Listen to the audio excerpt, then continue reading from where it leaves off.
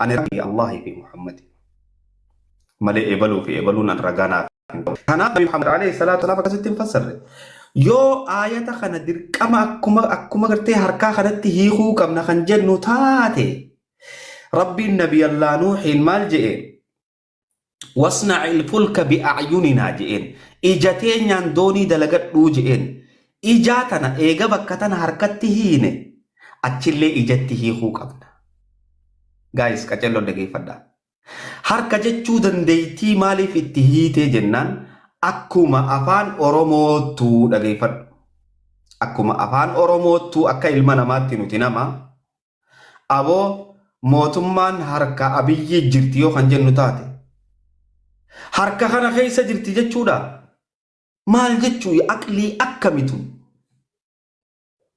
aqlii akkami rabbi subhanahu wa ta'ala hoggaanuu fimu نبي نوح مالجي واصنع الفلك بأعيننا إجته خو قبنا إجته خو قبنا إيجا هركاس هركمته نجنة إجته خو قبنا سنقفا متي ربي سبحانه وتعالى مالجا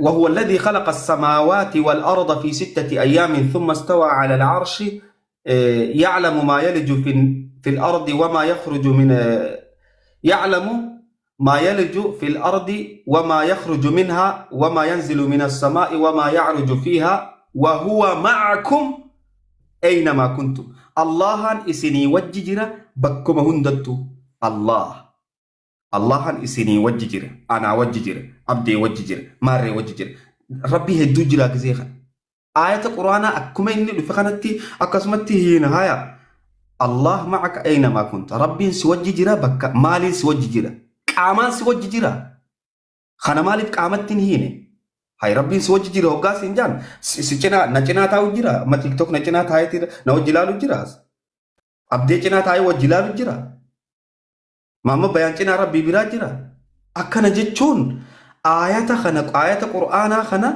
خنا حركتي هنا يو خن جنو تاتي خ اچي جلو سنيس خ ايجا ربي النبي نوح مالجي واصنع الفلك بأعيننا إجتين يندوني دلقة جين خوتو غا إجي ربي مدوش هذا فونيتي كنا غوني دوني دلقة ناني إجا جتشو مالي تيخا خين ينجتشو سيغالي بيكم سخين ينجتشو harka kana yoo directly harkumatti khaya asitti harka goggoyna kan jennu taate haya wa huwa ma'akum inni isini wajjijira aynama kuntum bakka isin jirtanitti rabbiin kanaadaas ni jira asiis ni jira qaamaan osoon ta'in biqudratihi dandeeytii isaatiin you see dandeeytii isaatiin isini wajjijira khota ga rabbii kana tolfannee gartee bocannee khayyanna harka qaba miila qaba marree qaba jenne ani bar isini meetiin jira la ragaa inni barbaadu fi nama inni irraa barbaadu irraa ani barbaadu ani ragaan kiyya nabi muhammad qofarraa alayhi salatu wassalam allah qofarraa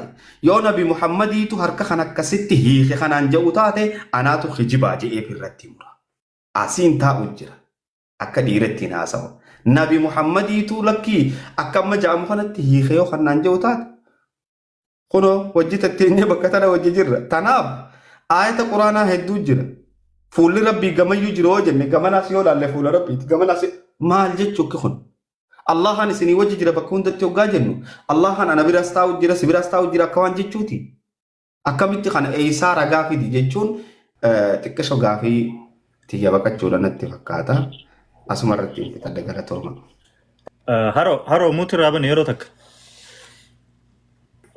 laal amma ustaaz Mahammadii fi ustaaz Hamzaan gaafiilee hangareefu wal gaafatan ta ustaaz Muhammad maaltu si dhorke yaa ibliis waaniin harka kiyya kana lamaaniin uumeef sujuuduu khajee gaafate irratti ustaaz Muhammad ragaalee quraanaa fi waan hadiisaa fi bikka adda adda irraa hin qabaanin fidadhaa jeetillee dubbachuu ture ustaaz Hamzaaf gaafii tana anilleen irra deebi'aati gaafii tana qofa naa gaafadhaati haaddanaa baasu yookiin immoo ragaa akkanaati jedhee waan afaan arabaatiin quraana san tafsiira afaan oromootiin hiikame san afaan biratti illee haa hiikuu jee ustaaz Muhammad. Ustaaz Hamzaan immoo wanni inni deebisee ani asirratti wanni hin barbaadu ragaan kiyya nabi Muhammadii fi Allah qofaa jee kanarratti waan rabbii fi Allah fi nabi Muhammad hin je'in tafsiira nabi Muhammad akkana je'ee hin fassarin ani hin furadhu tafsiira shayni fade bakka biraarraa namoonni adda addaa fassaran kana ani hin furadhu jeeti deebisu jira jechuudha. So kanarratti ammaan tana wal qabu jiranii ati maal jetta haala kanaa yoo nifi qadeemnu ta'e egaa deebisaan tun ammallee waan deebisu natti hin fakkaatu ani so Ustaaz Mahammad ittiin dabarre haroof carraa kanneetiin Ustaaz Mahammad deemna. Wale abdee waan bareeda maaliif bar durarratti illee waan kana kaasnee turre akka wanni kun dhufu yaadeeti wanni reefuun tana akkasitti check baalaansiin jiraachuu qaba wanni niin ja'uuf ammoo namni hundilleen deebisaan lakkii dura deebi'uu qaba akka ja'uute jechuudha. Ammoo wanni takka kan silaa akka yaada kiyyaatti ammaan Ustaad Mahammad Bayaan yoonii fi Hamzaan deebisaa isaa kana deebisuu fi kan dandeenye tahee naaf hin deebine deebisaan Hamzaan hin qubsine naa hin deebine jee akka nama qabxii takka Ustaad Mahammad Bayaan Hamzaa gubbaa qabuutitti deebisaan hin deebiniifitti qabannee bira dabarree gaafii Hamzaa irraa keessummeessuu ni dandeenya jeetii yaada. Ana bar deebisaa gaafannaa kiyya. Ammoo yoo Ustaad Mahammad Bayaan kadidu ta'e maal goonaan gaa manarra jirti oguusan isaan lamaan jidduu jirti jechuudha. Okay, Ustaaz Mahammad akka obboleessi kiyya haroon jeerratti muutirraa naa kaafattaa. Qabxiidha qabaa deemu jirra. Qabxii kanarratti yoonii fi deebisaa Ustaaz Hamzaan siif hin deebisiin qabxii takka Ustaaz Mahammadiif deebisaan hin deebinee jennee sii qabnee gaafii itti aantutti dabarramoo dirqama gaafiin tiyyanaa deebisuu qabdii yoo hajjettu taate Ustaaz Hamzaanis deebi'ee deebisaan kiyya kanaan ala wanni jiru hin jiru yoo hajjau taate egaa akkanumatti zal wal godhuu taati mee yaada kan keessarraa fuuna itti fufi. Okay, gaarii. Tarimma waa'ee Nabi Muhammad ittan deebi'a. Gaafii tiyya takkitti matana qofa laal. Ta'awiila quwwatti nama quwwatti fa gaafiin tiyya deebi'uu isittuun dhiyaan. Rabbi sinuu sodaadha isinuu silaa. Maaliif jennaan isinillee wallaahi isinin kabaja. Ammoo ajanda irraa abbaa jira. Haa rabbi sodaadha wallaahi lalaziim laal. Hedduu akka malee sagantaa ta'e keessatti Hamzaan ana miidhaa jira. Ajanda irraa ba'e. Yaa akhi maalitti ajanda irraa ba'e jennaan aboo waa'ee ijaat haasawaa jira. Aboo waa'ee gagartee waan biraa keessa seenee jira. Waa'ee istawaa bira seenee jira. Ajandaan irra jirru harka lamaan bicha. Waa'ee nabi yallaanuu ijaarratti baab rabbiin laal isteeppiidhaan rabbiin laa waa hundaa ofiin sabachiise. Harki addatti ofiin sabachiise, ijallee addatti ofiin sabachiise, wajillee addatti ofiin sabachiise. Tartiiba qabdi wanti hundinuu. Tartiiba qabdi. Waan tartiiba qabdu tana keessa olii gallaaqamuun gaarii miti. Kanaafuu ajandaa kiyya saatii tiyya naa kennaa haqiiqaa tiyya. Gaafin tiyya naaf hin deebine ta'awiila inni godhe kana eenyume fakkii obsobsi nama tadha. Ta'awiila quwwatti fassare. Quwwaa tana nama tokko saabaarraa naa hin finne. Namni tokko tafsirri yoo naa cilatte zaahirri ishee harka dubbata zaahirri yadullaa limaa kalaqtu biyyadiyya jaa. Afaan Oromooti yoo deebine ammoo harka lamaan jaa hiika afaan Oromooti. Akkas akka hiika afaan Oromootti illee harka kiyya jaa. Wanni tokko quwwaatti fassaramuudhaan laabziin manxuuqni jiraatu qaba. Manxuuqa dura urfama malee mafhumni dura hin urfamu. Hamzaan bakka sanatti manxuuqaa fi mafhumni isaa fi jaallensa manxuuqa jechuun waan rabbiin ofiin dubbate limaa kalaqtu biyyadiyyaa kana. Anammoo waliin irraa barbaadu tokko manxuuqa fi mafhuma kamtu dura urfama manxuqa dura durfama. Okey rabbiin manxuqa urseeti limaa kalaqtu biyyadiyya je tokko kan lamaffaadha quwwatti sahabaaf fassare lakki ofuma kiyyaanin fassare naaji'ee haanaa amanu achi booda irraa qabala eenyu quwwatti fassaree kanan barbaadaa jiran ragaa naafaa kennu sana daawwachi kana achi booda sagantaa Hamzaatti dabar gaafin tun bichaan naa deebinaan. Okay. Okay, haye Ustaaza gaafii tante Ustaaz Hamzaanis dhaggeeffachuu jira. Ustaaz Hamzaa irra sii deebina amma Ustaaz Mahammad ragaaniin fedha jee yoonii fi Ustaaz Hamzaan ragaa Quraanaas ta'e hadiisa keessaa kan fidin ta'e nuti qabxii Ustaaz Mahammadiif qabxii takka irratti qabne gaafiin akkan deebiin irratti Ustaaz Mahammad yoonii fi kadeemnu ta'e yooyidha. because qabxii qabaatii Ustaaz Mahammad bikka kanatti ragaadhaami wanni barbaadu jirru as keessatti gaafiif deebii kanarratti Ustaaz Hamzaan ragaalee amma Ustaaz Mahammad gaafate kana yoon ifin fidin qabxii takka Ustaaz Mahammadiif qabneeti akkasitti kara gaafii itti aanu deemnaa jechuudha. Sanirratti amma Ustaaz Hamzaa ragaa amma Ustaaz Mahammad jee kanarratti deebisaa kan kee kan hundura Ustaaz Mahammad takka irra deebi'ii fiiti akka haasawa kiyya walitti laayineef irra deebi'iiti fi muutiin goradhaa san boodarra deebisaa muuqannee deebisaan san yoon ifi nani maa fi carraa naaf kennaashi. Hayyee okay.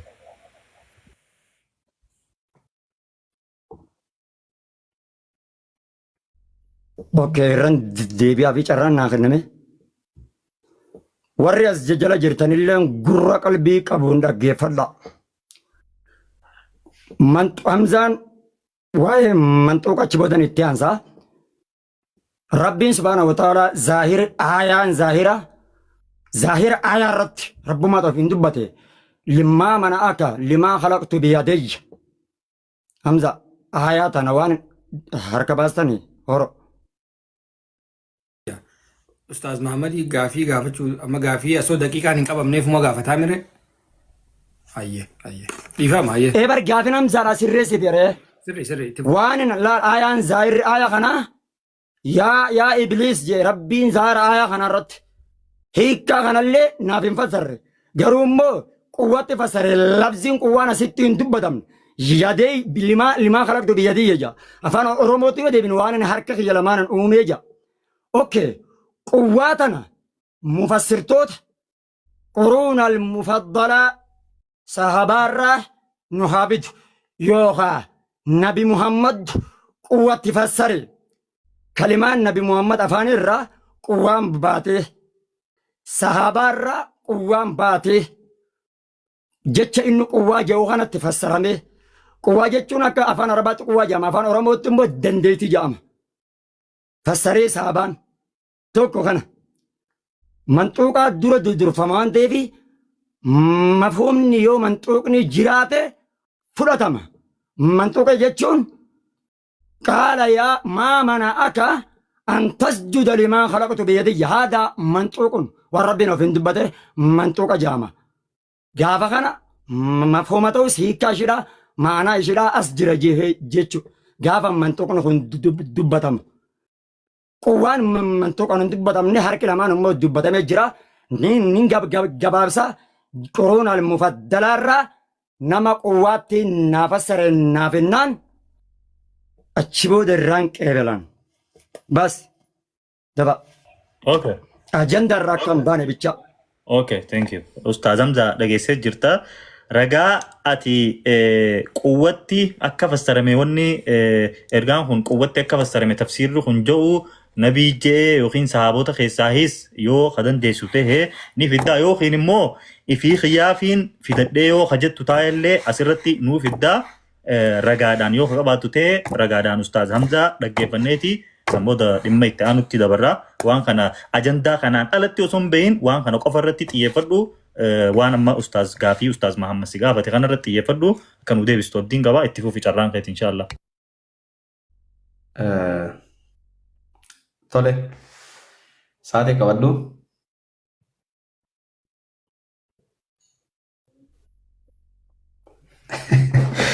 Tole obboleessa keenya nama waan kana quwwatti fassaree nuuf fidii jedhu. Namni waan kana quwwatti fassaree kitaaba banadhu tafsiir Az-Zamashkharii safhaa 75 dhaqee ilaali dafe.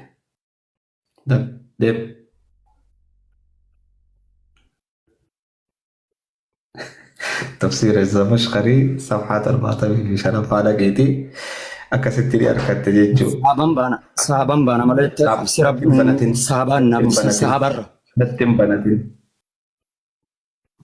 banatin tafsir الزمشقري dhaqee nama quwwatti fassaree ilaaladhu jechuudha. Zamashqariin eenyu akka ta'e immoo achi keessa dhaqaatii ilaala.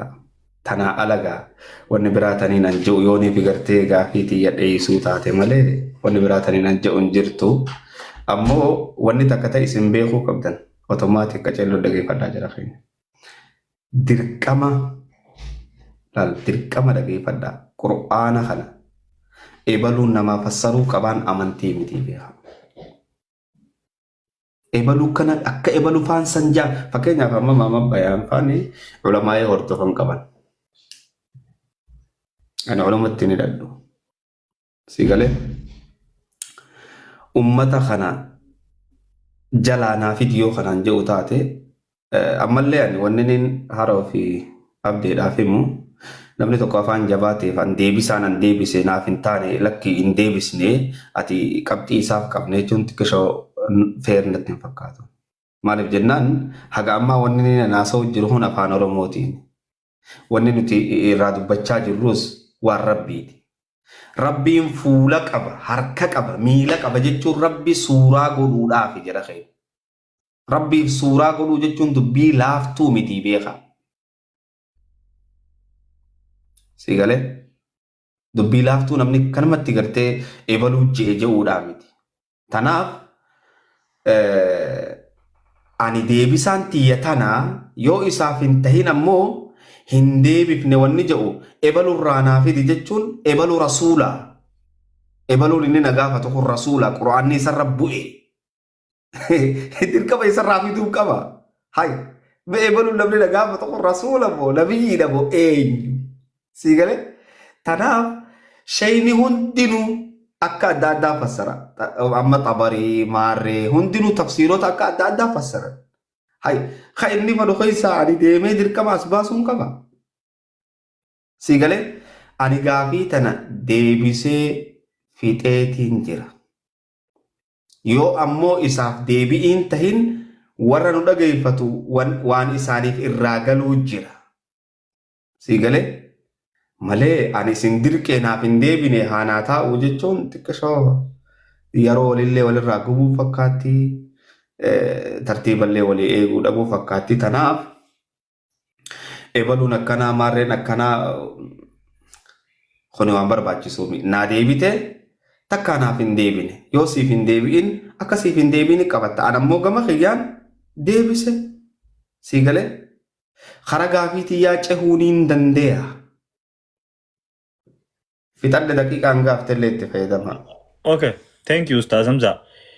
Haroo amma akka reemu tana waliin jennetti amma Ustaz Muhammad yeroo takka muutu irraa kaasi kanarratti amma walii galuu qabna. An amma gaafii takka haroo gaafadhee yeroo haroon deebise haroon akkaataa itti deebise sanitti yoo deebisee jiraate amma Ustaz Hamzaan akki jee deebiseetiin jiraa jee immoo Ustaz Muhammad naan deebine yoo jee qaayinni qabatee naan deebinetti kara gaafii tiyyatti deemuun hin danda'e jee. Ayyee Ustaz Muhammad maal jette?